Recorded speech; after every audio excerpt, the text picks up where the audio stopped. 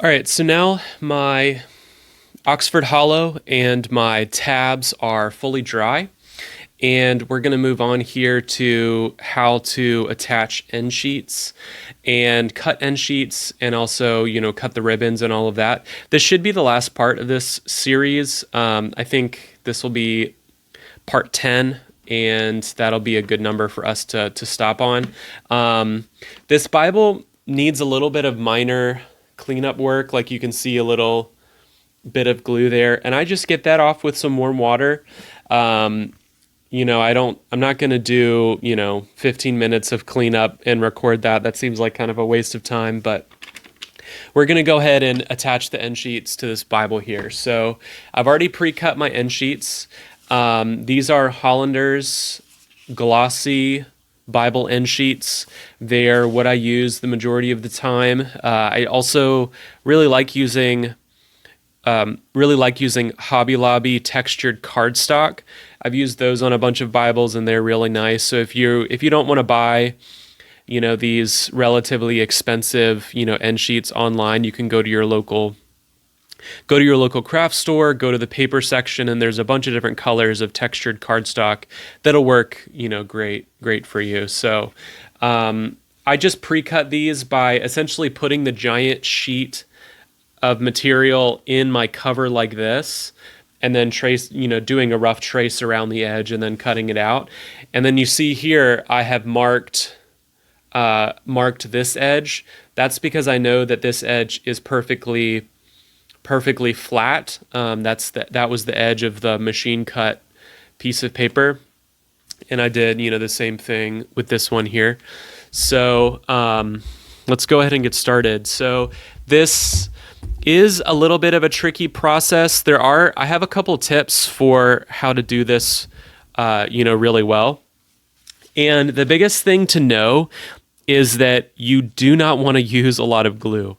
On a lot of my earlier Bibles, when I go to do this process, I use too much glue on when I glue down my end sheets. When I apply glue to this area, I end up using too much, and what that does is it saturates the paper and makes it really wrinkly.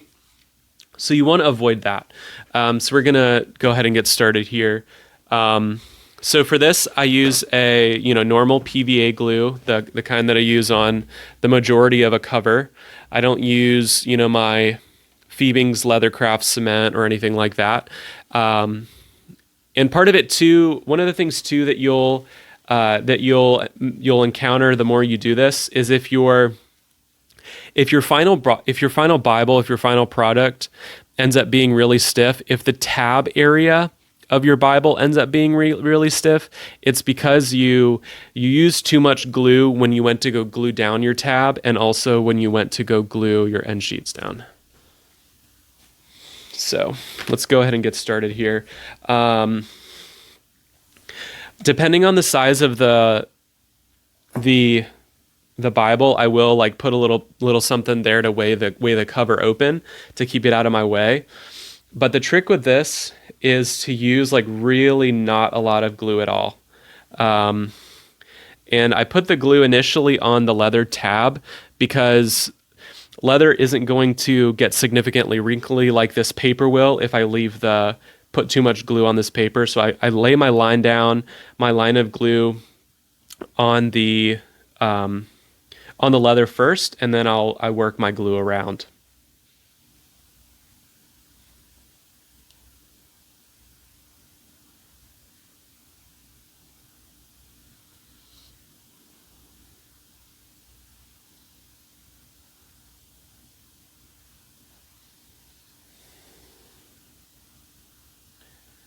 So you definitely need glue here, right where your little angled piece of your tab is, because you want to make sure that area gets stuck with. You want to make sure that area.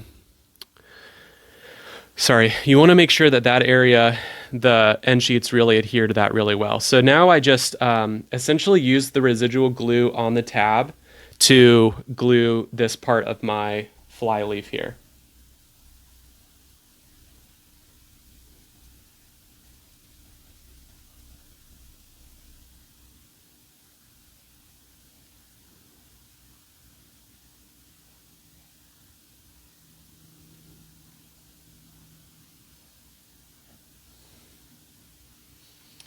There we go. Make sure I put my arrow where I want it to be. And then I just press this down.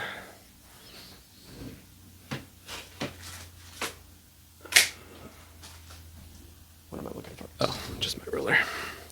So I will use a ruler to press this down here like this. And this helps the paper adhere flat.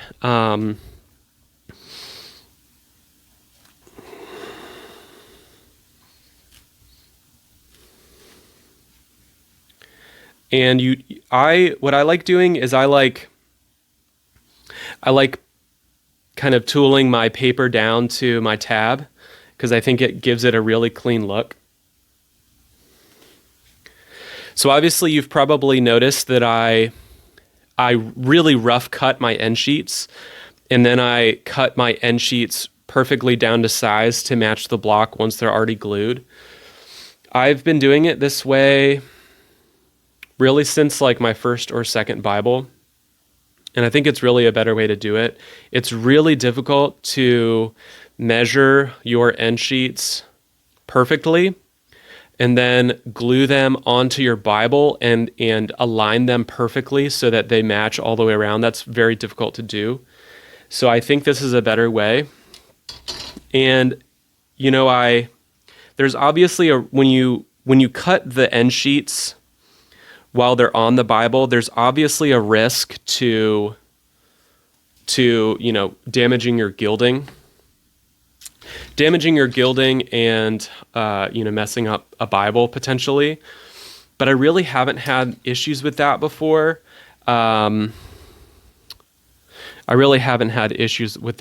So it's not, as long as you're maybe, I would say, hyper careful, it should be fine. So, all right, so now I'm going to take my tooling tool and kind of just trace my tab here.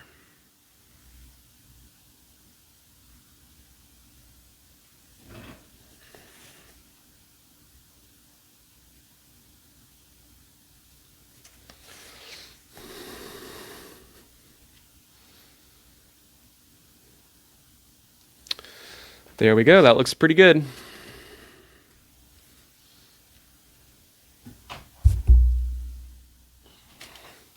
Giving it a good press. All right, that is my back one. I don't do, back or front in any particular order. I guess if you're starting out, it would make sense to do your back one first because, if you haven't done this very much, you might learn some things from doing it once. So you'd probably want your nicer one on the front.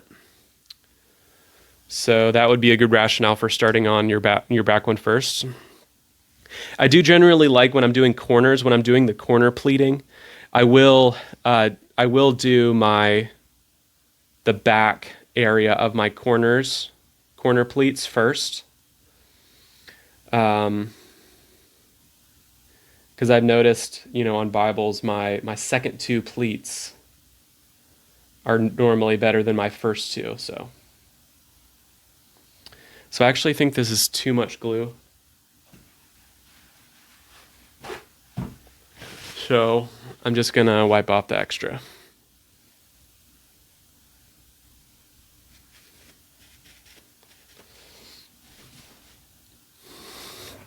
All right, so same deal. I'm going to work some glue into this little tab chamfered area here. And then put my glue on the end sheet.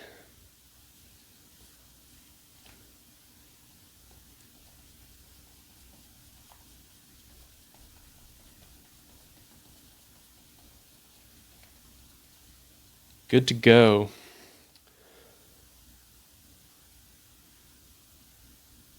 So I can already feel that glue is starting to get nice and tacky. So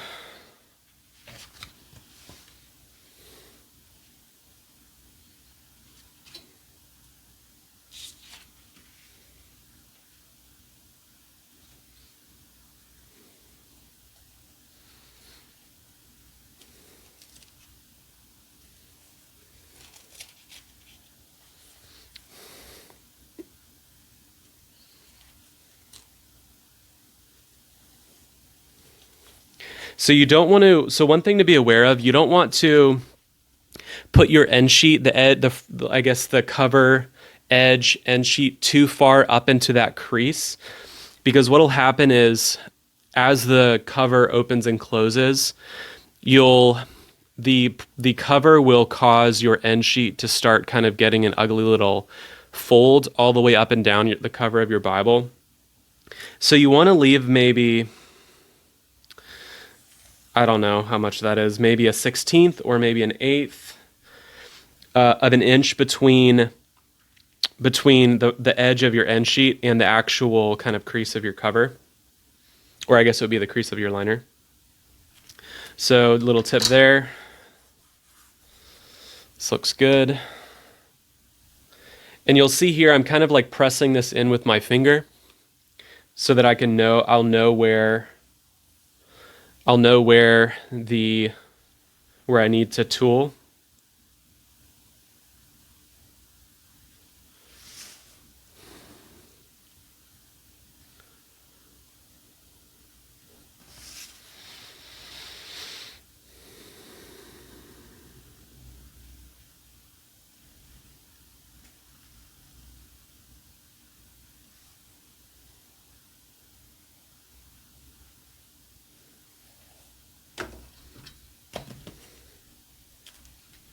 Give that a good press.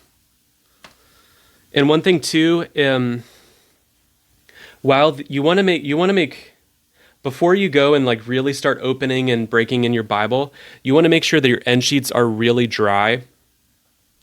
Because if your end sheets are not fully dry all around, they're not 100% dry, and you start opening and trying to break in your Bible, you're going to get some creasing here. So you want to make sure everything is fully dry before you go and start breaking in your Bible.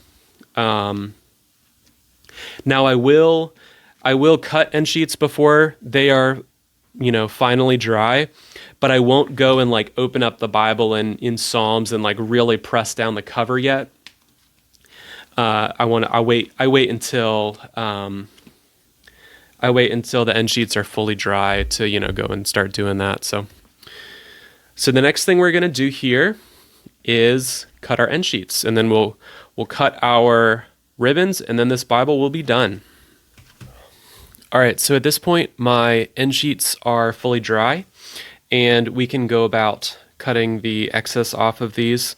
So I mentioned in my previous cut that I glue my end sheets on and then cut them after the fact, because I find that it's pretty difficult to get your end sheets perfectly sized to your text block and perfectly aligned. And I think this is a better way because it ensures that everything is really nice and well fitted to itself. So we can go ahead and cut off the excess end sheets here. So the trick with this is to obviously use a very sharp knife.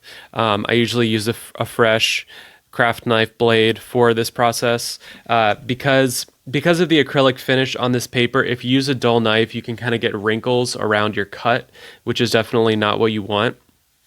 And to cap things off, I'm going to be cutting and singeing my ribbons. So let's go ahead and get started.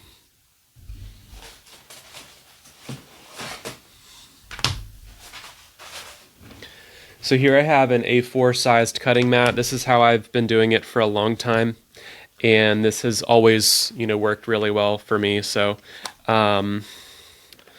obviously, put your cutting mat between your end sheet and your cover, and we're going to cut our end sheet here.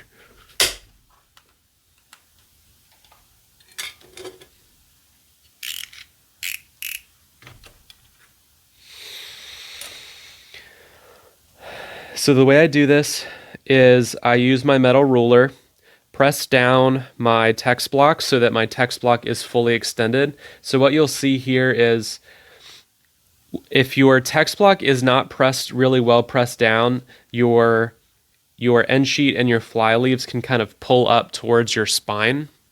And you want to make sure that you know exactly where the end sheet is going to fall naturally here. And I'm just going to nudge my ruler up to my flyleaf and then make my first cut here.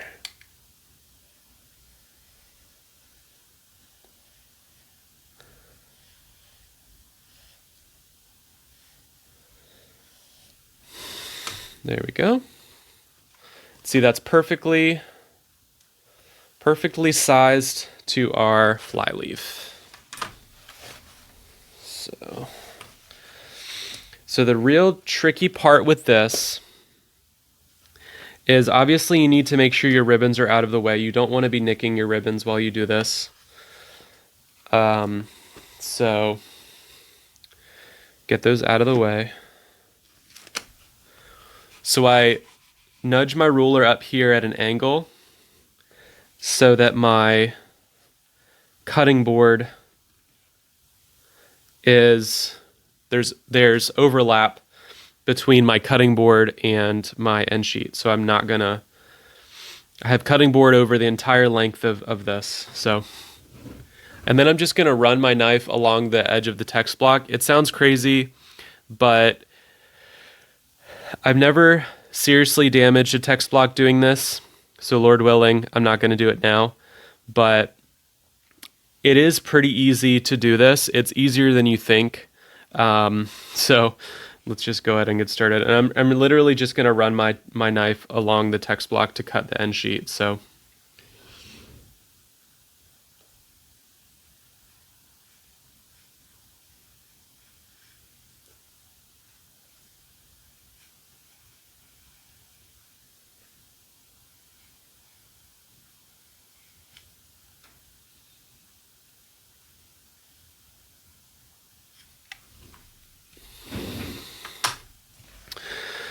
then do my next one.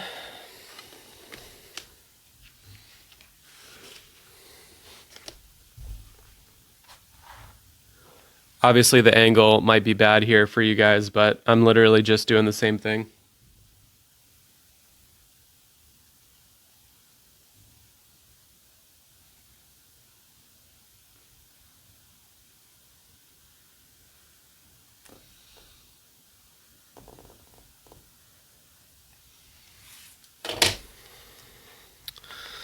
There we go. So you can see here that end sheet is perfectly sized to our block. And now we need to round the little corner bits. Little corner bits of our end sheet. And the way I do that is I just have just a couple of the fly leaves here. And I'll just press this down and do some small cuts following along the factory curve of the fly leaves.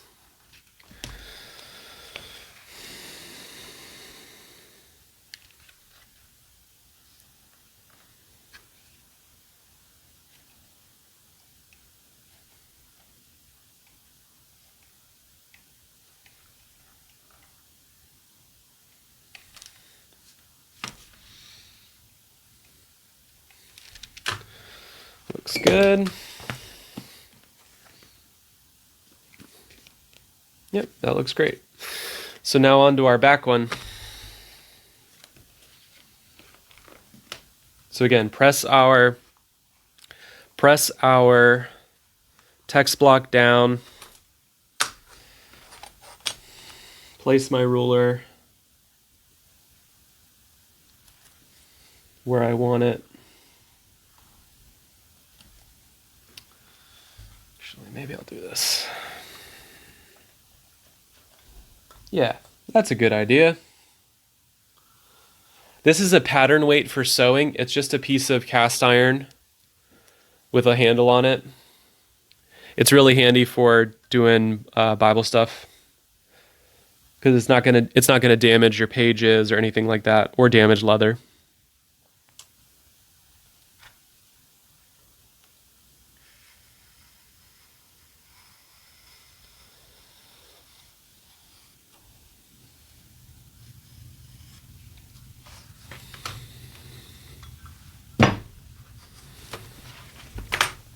So I have, while doing this process, I have a couple times at this point damaged my ribbons by nicking them with my blade. And you really want to avoid doing that because it's kind of soul crushing at the very end to nick your ribbon and then have to replace those.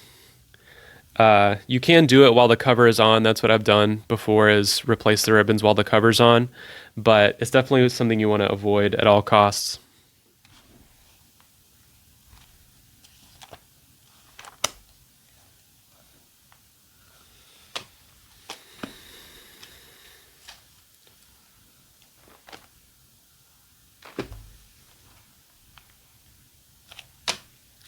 So the trick with this and doing this well is having plenty of pages here to have a flat surface to run your knife along. You want to make sure that you can kind of brace against your pages without scratching or gilding.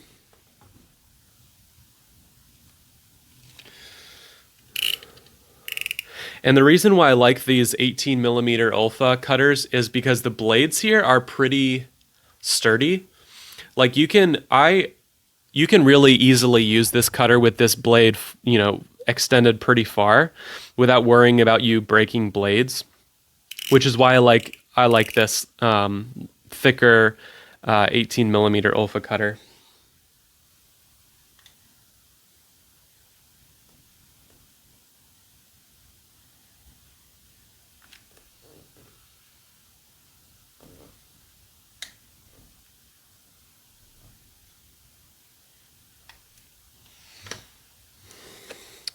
Didn't do as clean of a job with this one. Let's see if I can touch it up a little bit.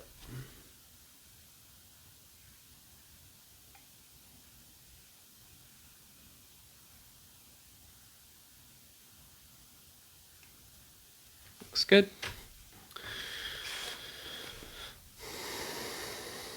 So spin this around.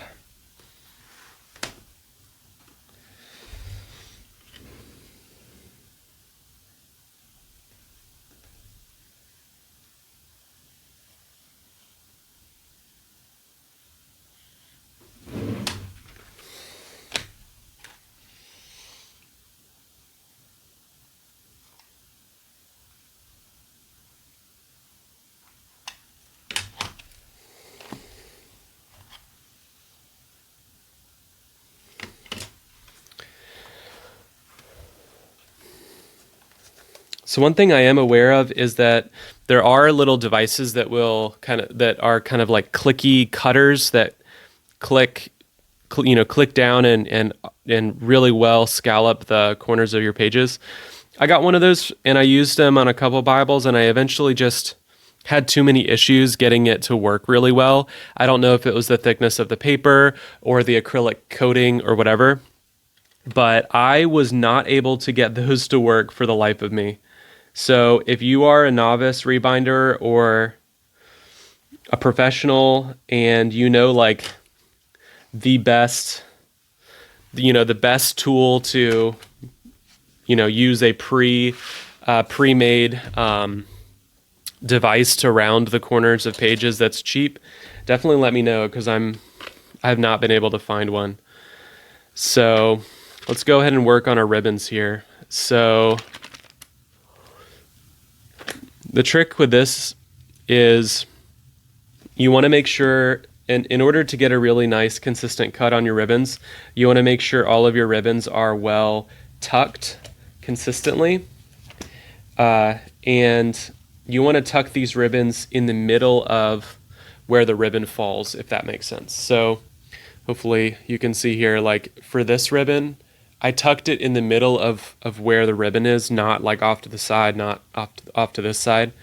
You want to tuck them in the middle of where the ribbon falls to make sure you get a really even cut on these. So, and you want to tuck them with a little bit of extra very consistently. So with, you don't want to tuck one more than the other, or, pull one more than the other down, essentially. So Looks good. Let's see. All right, so those are tucked, and we can go ahead and cut these. So I have here a like a pre-marked, I guess like pre-marked length of what I like cutting ribbons to, and I like doing medium long ribbons. I mean, some rebinders will leave them like this long, which is a little bit too much for me. I don't want someone to get a rebind and then immediately want to cut the ribbons because they're too long. So I like doing kind of a medium length here. And I've been using a rotary cutter on ribbons, and I think it ends up getting a cleaner cut than using scissors. So yeah. And I also use one of these quilting squares to get a nice 45-degree angle here. So I did move it right at the end, but that's fine. They're all consistent. That's what really matters. Yeah, those look good. So then singe these. These are Beresford ribbons, so they singe really well. And I've found there's kind of a good technique for singeing ribbons that I found. So tilting the ribbon towards your flame, singeing it just a couple times lightly, flipping it over, and then singeing it a couple times lightly on the other way. That's the way I've found is best for singeing ribbons. And again, I'm not a pro at this, but this is how I've been able to get a pretty consistent result doing it this way.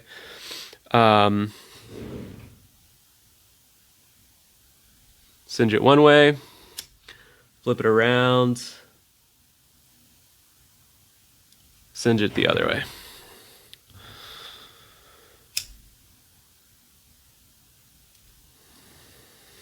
You don't want to have too much flame contact between your flame and your ribbon.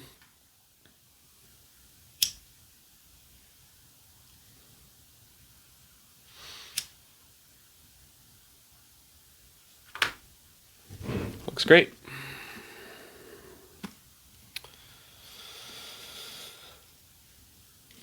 Really happy with how this one turned out. So this Bible is, I might do a little bit of glue cleanup. There's like a little spot here, but really this Bible is done. I did put this one in a press for a little while to get kind of this line here really consistent, as in like where the spine and cover falls. But if you hadn't done that yet, you'd want to do that right at the end. But this Bible is done. So this one lays really flat, has a lot of really good spine flexibility to it. And what's cool is the spine is so flexible when you kind of press it in a little bit, you can actually see the Smith sewing here, which means that really this Bible is as flexible as you could probably get realistically. So definitely lays flat all the way late in the New Testament. So yeah. That's because we used a really light coating of glue for our tabs. So if you are experiencing tabs that are not very flexible, it's normally because you're using too much glue on them or your liner material is too thick. So yeah, really happy with how this one turned out. So this has been my series on how to rebind a Bible from start to finish. We have followed really this Bible from start to finish with the exception really of stamping. I did stamp a non-Horween cowhide because I wanted to give some tips and tricks for how to get really good foil application. So blind stamping is something that's pretty simple compared to foil stamping. So you've really seen this Bible from start to finish, which is really cool. And this Bible will be for sale here pretty soon. I'll be posting about it here really soon. It'll be priced pretty good. I think it'll be priced under under $200. So if you want a really nice Horween Bible Rebind that is not going to break the bank in the CSB, let me know. So thank you for watching. This is Ethan from XVD Bibles.